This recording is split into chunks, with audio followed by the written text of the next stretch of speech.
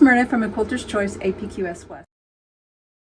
How tight is your quilt sandwich? Can you bounce a quarter on it? That's too tight. Is it sagging so you can see the impression of your throat of your machine? That's too loose. When you have it on here, you just want a little bit of give.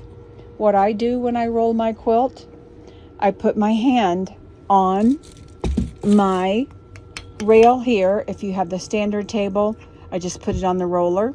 I will roll my quilt. I use my foot pedal. See how tight that is? Again, I have my hand here. So watch what happens. My brake is, I'm going to take my brake off. See how tight this is? See my pencil? My stylus jumping? That's way too tight. It's going to break thread and give you bad stitches. So what I'm going to do is I'm going to put my hand right here lightly. I don't want to grip this tight. I'm just holding it lightly, and I'm going to release my brake. Now watch what happens on the quilt top. That bounced too much because I wasn't holding it. So if you just hold your hand right here and let the brake off, it'll just give ever so slightly. That is perfect tension on your quilt top.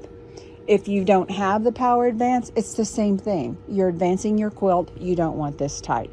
If you follow these guidelines, I think it will help you with some of your tension problems. Again, it's not always a tension problem, it's an attention problem.